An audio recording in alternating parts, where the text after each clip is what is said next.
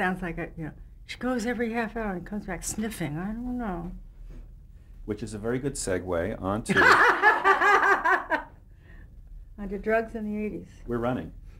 What? We're rolling. We're rolling? We're rolling, yeah. Oh, well, how casual and spontaneous And we are. From the Entertainers, you did a few other variety series. Would you like to tell us a little bit about them? Flip Wilson, a few others. Oh, yeah. These are not so vivid for me. I did Flip Wilson and some Perry Como stuff, and... Dean Martin, too? Yes, and Dean Martin. Were you on staff on these shows? Yeah, yeah. I really hardly remember, although I do remember, I do remember the Dean Martin experience pretty vividly because I met a lot of absolutely wonderful people while I was on it. Ed Weinberger, Stan Daniels, Arnie Kogan. There were lovely, lovely people on it. Folks that you would work with later on. Yeah. Ups. Just a second. Sure. Going blind from the... You know when we're rolling again. Rolling again. Oh, excuse me. Karen, I have a question. You're ready. When I was doing variety shows, I was happy to be working and meeting people, but I was really out of it for that because my main thing, the thing that I love doing, is stories and characterizations. And on variety, there wasn't enough time for that. Variety is really basically that how was your vacation? Like that. And I'm not only not good at it, but I feel sort of bereft that I don't have my characters to work with.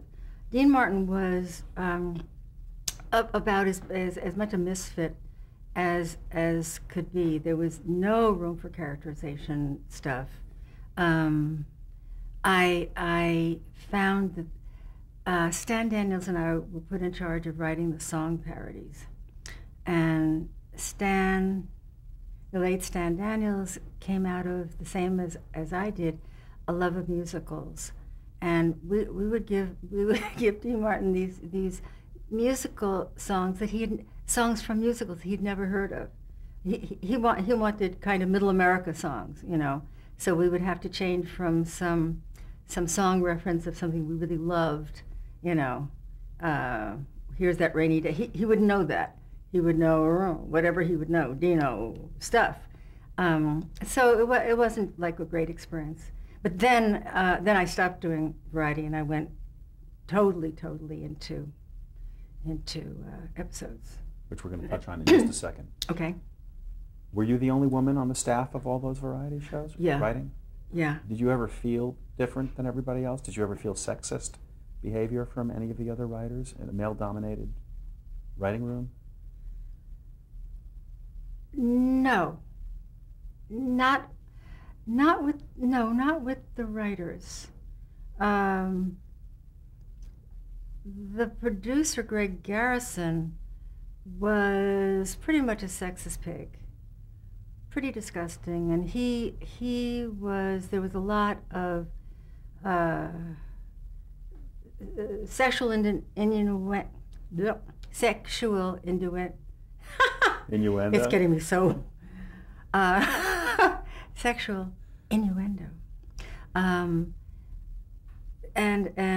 that was pretty obnoxious. I was up to do the Carson show, and I thought I had done a really good interview and had good, bonding with him. And on my way back, he called my agent. He said, "There's no way, no matter how talented she is, there's no way that I'm going to hire a woman." Carson said this. No, his producer. Yeah, the producer. And so he knew his staff. I was disappointed, but I wasn't yet shocked. My sort of shock stuff came a little bit later in my career. The sexist stuff I started to recognize once the women's movement started. And I said, oh, is this what they've been acting towards me. The word is called sexist. I get it, not just some amorphous, anti-woman thing. We'll get Had there. a name. We'll get Yeah. there. Okay. Let's talk about the Monkees. Fun. How did Total you? How did you? fun. How did that happen? Did you get an offer to write on the Monkees? After I had done The Entertainers, just to take it in order, I'd done The Entertainers, then Nothing. I was living in New York. The Entertainers was from New York, and I got a call from my agent, Gary Nardino, who said there's a new show and they're coming to New York, and they want people without resumes. They have said, we don't care what they've done, we just care what kind of brain they have. We want New York heads. We want people who have that Eastern mental, quickness thing. I should say mental quickness thing. And so he said, I really think you're going to get it. From the very beginning, he said, I think you're going to get it. So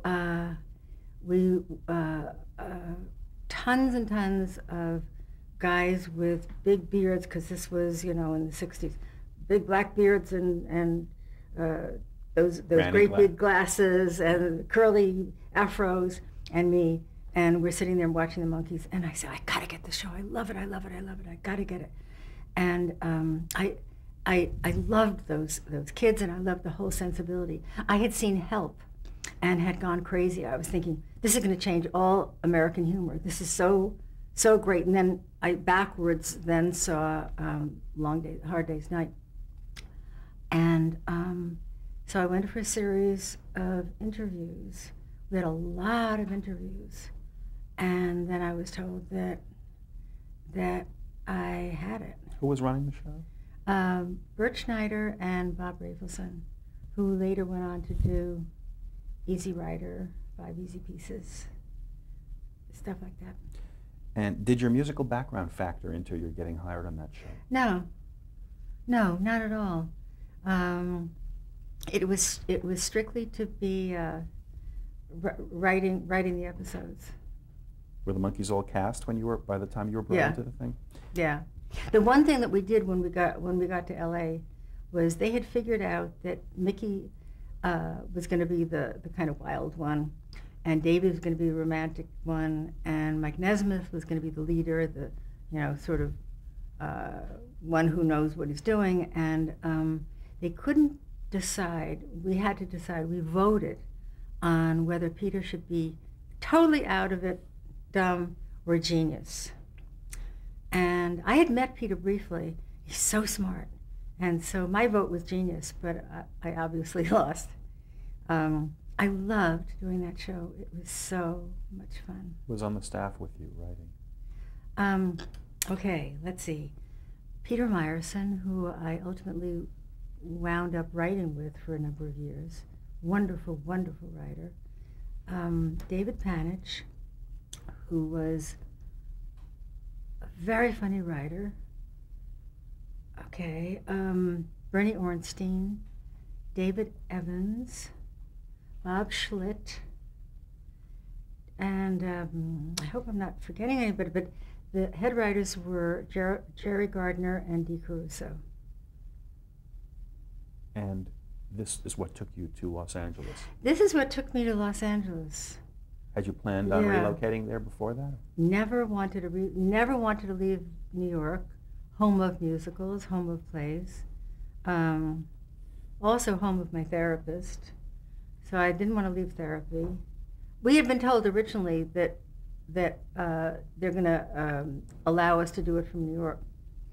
Then they said, no, we've changed our mind. You guys have to come to LA. And so I had to decide by Friday, and my therapy session was on a Thursday. I think it was a Thursday, whatever day St. Patrick's Day is, because there was the St. Patrick's Day parade. It was like a movie. I couldn't get to him, because they're marching across Fifth Avenue, totally blocking. But then we all went out to LA.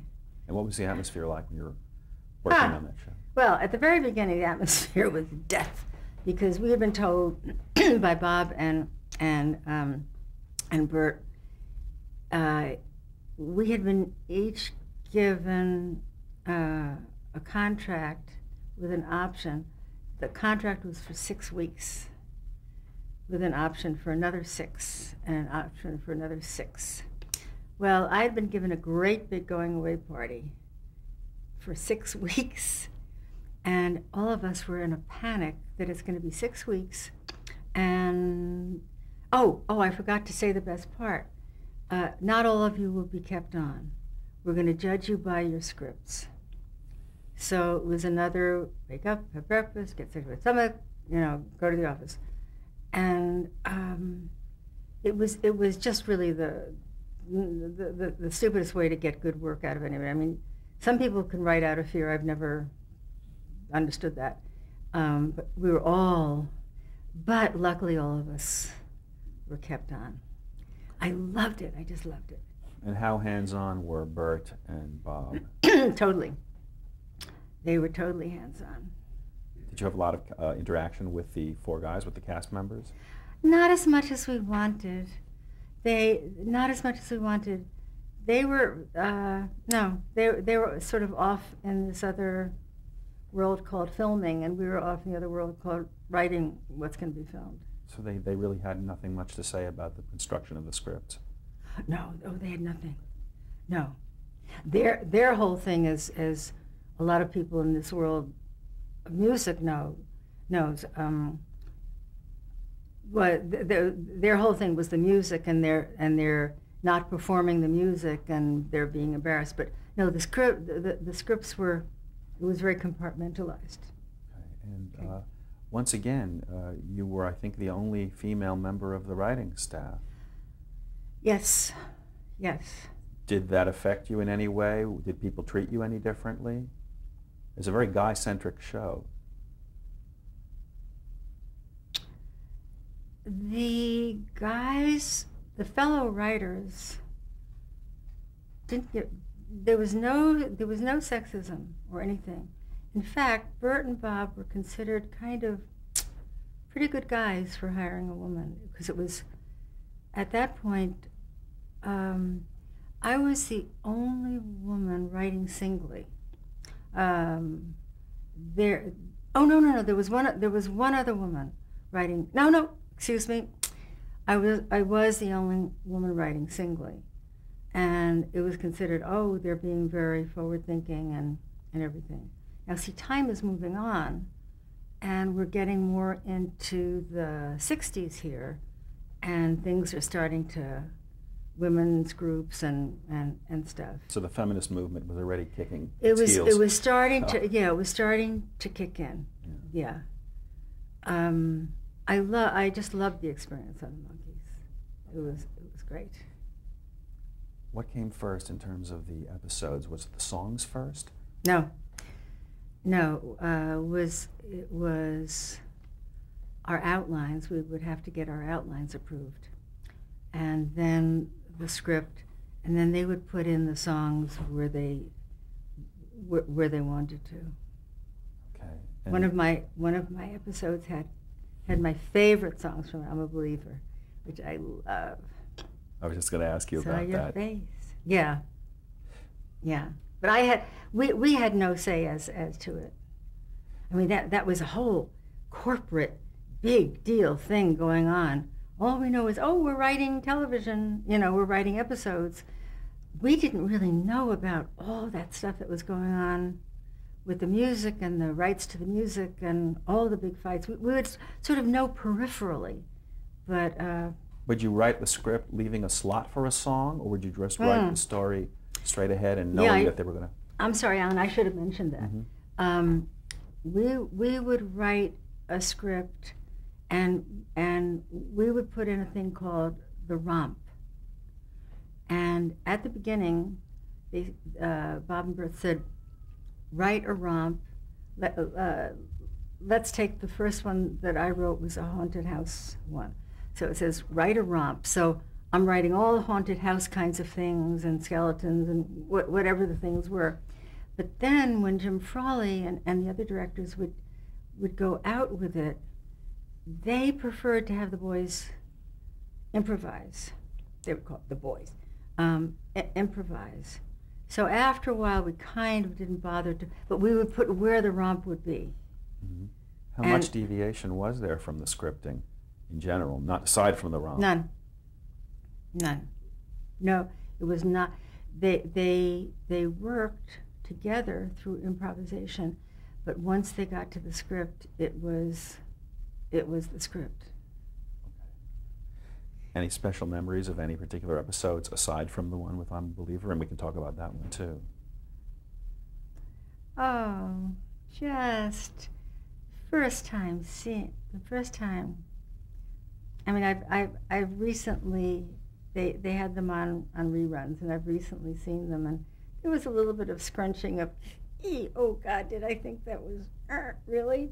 But at the time, it was, oh my God, it's on television, and look what they did, and just the unbelievable thing of you write something, you write a set description, and out of the blue, there's people, and they're building things, and they're pushing in chairs and couches, and I did that, I did that. And you were part of a phenomenon. What was that like for you? That show took the country by storm. Yeah. We weren't really in the phenomenon end of it. We were absolutely overwhelmed, the writers. What happened was, I remember the very first day that we had we had a story meeting. We had a production meeting of the Monkees. The very first day that we all got to LA. And Bob was telling about the future of the show, the way that he saw it. He had shot the pilot. And he said, it's going to be this and it's going to be that. And Davy Jones is going to be the heartthrob of every young girl in America. And I'm going to myself, well, yeah, he hopes. I mean, Davy's adorable, but we really didn't expect it to be that huge. They were that sure of themselves. Yeah, they were. And they turned out to be right. Yeah. That's unusual. Yeah. Don't you think? The turning out to be right is the unusual part. Mm. Did it affect your career in any way at that early stage, being part of a phenomenon? Were you sought after suddenly? Yeah. Well, that's a hard one to answer. I was sought after, as were other writers on the Monkees, but I don't know if it was because it was the phenomenon or if it was because they liked my writing of the episode. Because we weren't the cause of it. We were the veal on which you put the sauce. No, more than that. I remember reading that veal is very boring unless you have sauce on it. No, we were the conduit from which the phenomenon arose in the mixed metaphor business. So if it wasn't for us, of course, they'd have nothing, to sing within. But we weren't the cause of the phenomenon. Mm-hmm. We were just new kids in town. Oh, they're part of that crazy Monkees thing that's going on. By this time, we had very good agents now. We're with the Monkees. Each of us had very good agents. By now, our scripts are being sent out and sent around.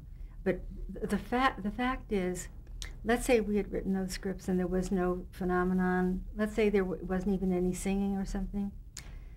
I think the way the business works, I think the same thing would have happened to our careers. I mean, this is as opposed to the music people. Carole King, zap! Jerry Geffen, zap! Geffen, Jerry, Geffen. But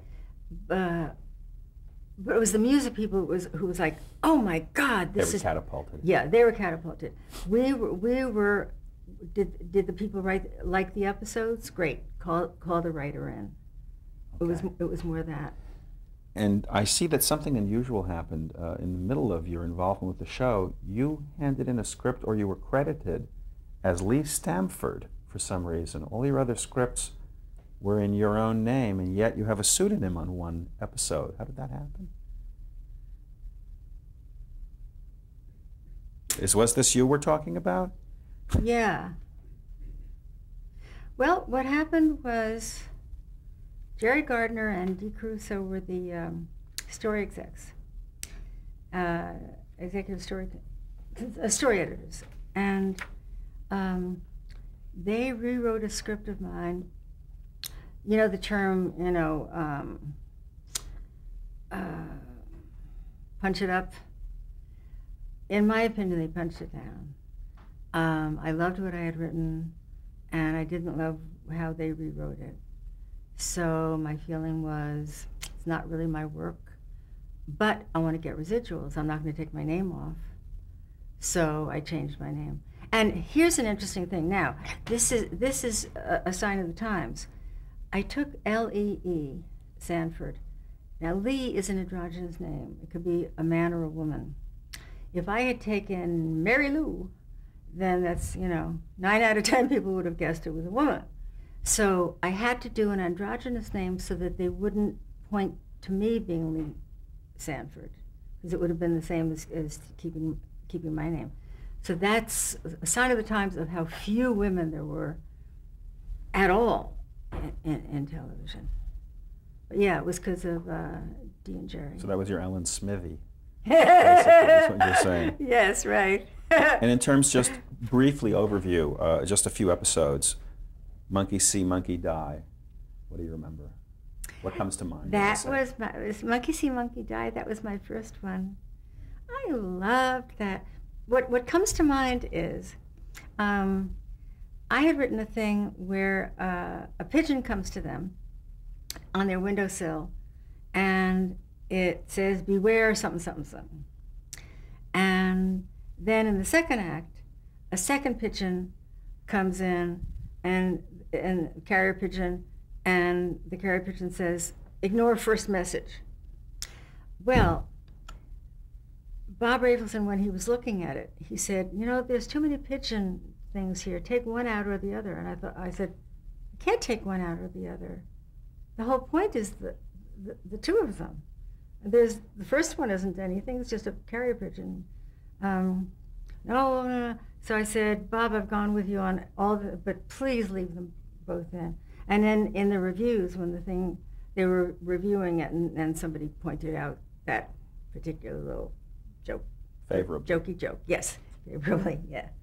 How about I've got a little song here? Oh, that was important to me because it was writing Peter as a full character. I wrote him as insecure. My memory may be a little bit vague, but I remember when I wrote a certain passage in that script, and it was a thing where he expressed himself very directly and not joking, and I felt very relieved that I was able to express myself more in an emotional way for my character. Even though it was a very laugh-driven show. Yeah, it was a laugh-driven show. Okay. Yeah.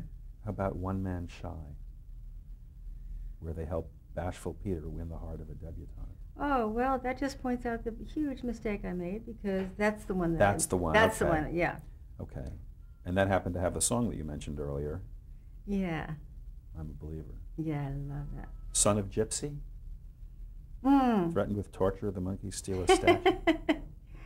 Son of Gypsy. Yeah, that was just a lot of laughs. I don't really remember. Okay. Yeah. Do you think the monkeys had a strong influence on other primetime shows back then at the time? And if so, how did they influence the shows?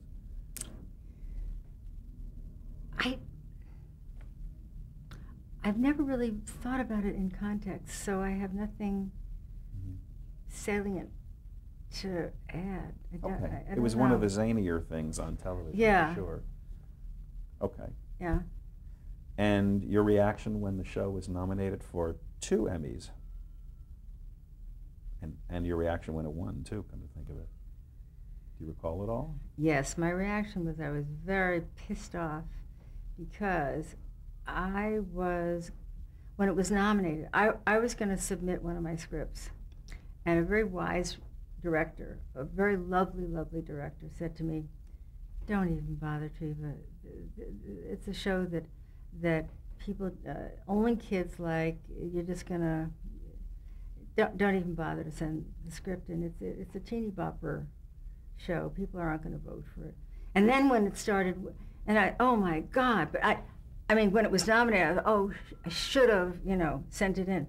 But when they won, and I remember on television, they're rushing up to they were very, very, I loved those kids. They were great kids.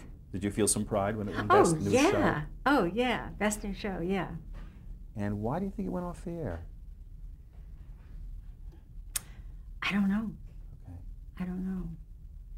It didn't last all that long. It lasted 2 seasons. I wrote both seasons, but there's a lot of writers who are different from what I'm about to say, but I'm so focused on the writing, what I'm writing, how we're casting it, that kind of peripherally things are happening, like the whole big brouhaha with the monkeys, which was huge. It's just something sort of peripheral. Let's see, something huge happened after my first draft. I don't know what it is. And then something magnificent happened after I handed my second draft, and they only changed 3 words. But I don't know what those things were. And then I'd read in the paper, big, big, big, big deal thing. Coal gems, fires, it's stuff that happened. There's a lot of people who keep their eye, they multitask. Oh, this is happening with the ratings, but I usually don't know that stuff. I'm just Stay focused on creative. Yeah. Okay. Yeah. Once The Monkeys was done, I'm not sure which came first, but I know you worked on That Girl and Captain Nice. Which was the next big project for you? Captain Nice. Another great experience with Buck Henry. How did you get onto Great, that great, show? great. Buck had known my work. Well, actually, Buck and I had been partners, writing partners, for 2 days on The Entertainers. And then he had gotten an opportunity to be on That Was the Week That Was. And they very nicely let him out of his contract. They didn't have to, but they did. But Buck had gotten familiar with my work because here I am going to be his writing partner. So when Captain Nice started, he asked me and then became familiar with my then writing partner, Peter Meyerson, asked us to write one. I want to backtrack a little bit here because I think this could be interesting. After I did The Monkeys, during the end of The Monkeys, people kept saying to me, you really should get a writing partner. You're a woman writing alone. Some people might want you with a guy. And I had gotten to just adore Peter Meyerson. And he had broken up with his partner, Bob Schlitt, where they had decided to go their separate ways amicably. So we started writing together. Another sign of time. I'm sorry to interrupt you. We're just going to change tape. We're going to Okay. pick it up right from here.